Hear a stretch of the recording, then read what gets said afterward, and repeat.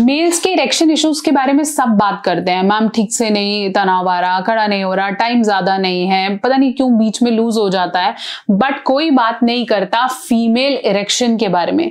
Mails को erection आते हैं, लेकिन क्या फीमेल को भी बोनर्स होते हैं? क्या फीमेल को भी इरेक्शंस आते हैं? क्या उन्हें भी करने का मन करता है? क्या उनका भी इरेक्शन कम होता है? क्या उनका भी टाइम कम होता है? सबके बारे में बात करूंगी। नमस्कार, मैं हूं डॉक्टर नेहा मेहता, मैं एक सेक्स काउंसलर हूं, पिछले काफी सालों से प्रैक्टिस कर रही हूं। आज मैं बात करने वाली हूं फीमेल के तनाव के इश्यूज में, क्या फीमेल को भी खड़ा होता है, चलिए बात करेंगे। और अगर आपको इसके बारे में नहीं पता है तो ये वीडियो पूरा अंत तक देखने की जरूरत है, क्योंकि everybody needs to learn about it. आपकी शादी हुई है, नहीं हुई है, और अगर आपकी भी वाइफ को फीलिंग नहीं आ रही है, इरेक्शन नहीं आ रहा, प्लीज इस वीडियो को देख लो, क्योंकि बहुत जरूरी है। चलिए हम बात कर रहे थे कि क्या फीमेल को भी इरेक्शंस होते हैं, या फीमेल को भी बोनर्स आते हैं, या फीमेल का भी खड़ा होता है। Yes, the answer is yes. Every female also get erections based on उनका कितना सेक्सुअल स्टिमुलेशन है। जैसे लड़कों के तनाव को आप विजिबली देख सकते हो, ऐसे फीमेल के भी तनाव को आप विजिबली महसूस कर सकते हो। अब आप इस चीज को ऐसे क्लियर कर सकते हो कि मेल्स के अंदर जैसे हम तनाव या इरेक्शन के लिए पेनिस को जिम्मेदार ठहराते हैं, या आप उसके थ्रू देख पाते हो, ऐसी फीमेल्स में क्लाइटोरिस, जो कि पेनिस का सिस्टर ग्लैंड है, मतलब मेल्स में पेनिस और फीमेल्स में clitoris, that means the upper part, vagina के ऊपर वाला पार्ट है जो लेबिया माइनोरा में होता है। आप इसको यहां देख सकते हो। तो लेबिया माइनोरा के ऊपर जो क्लिटोरिस है, जिसके अंदर सबसे ज्यादा नर्व्स हैं और जो सबसे ज्यादा फीमेल को स्टिमुलेट करता है, उसके अंदर इरेक्शंस आते हैं। तो अगर फीमेल सेक्सुअली एक्टिव है और वो किसी इमेज या विजुअलाइजेशन के थ्रू किसी ऐसे मेल को देख रही है जो उसकी इमेज में आता है, तो उनको भी बोनर्स होते हैं। She also feels like doing it. और साथ साथ मैंने ये भी बताया था कि जैसे मेल में प्रीकम होता है, ऐसे फीमेल में भी प्रीकम होता है।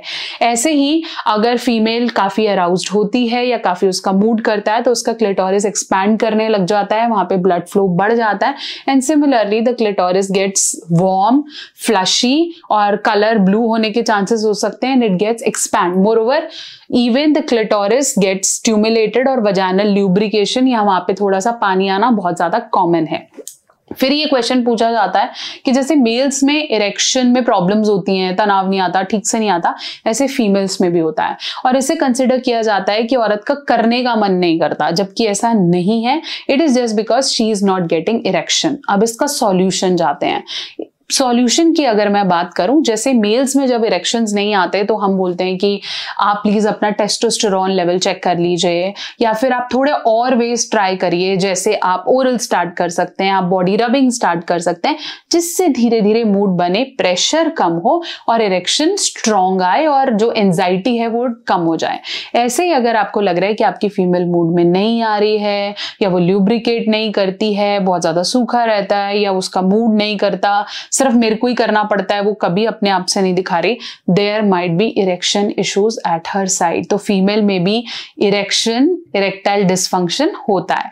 तो आपने क्या करना है, you can employ further techniques. जैसे आप ओरल कर सकते हैं, आप हैंड रबिंग कर सकते हैं, आप फीमेल मास्टरबेट कर सकते हैं, आप टॉयज इंट्रोड्यूस कर सकते हैं।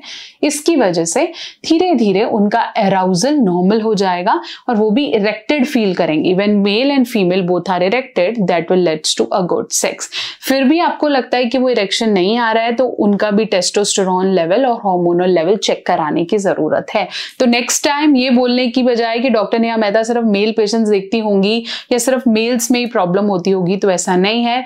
Female experience equal level of erection issues जैसे मेल्स में होता है, बस उसे समझ नहीं पाता, और ऐसे बोला जाता है कि शायद इसका करने का मन नहीं है। So when the next time get your wife and partner checked, अगर उसे भी इरेक्शन में प्रॉब्लम आ रही है तो। आशा करती हूँ मेरी वीडियो आपके बहुत से डाउट्स को क्लियर कर पाई है। अगर आप इस चैनल पे नए हैं तो जरूर सब्सक्राइब करें, और ऐसी बहुत सारी वीडियोस के लिए कनेक्टेड रहें। कोई और टॉपिक है जिस पे आप चाहते हैं डॉक्टर नेहा मेहता बात करें, तो उन्हें कमेंट सेक्शन में जरूर लिखिए।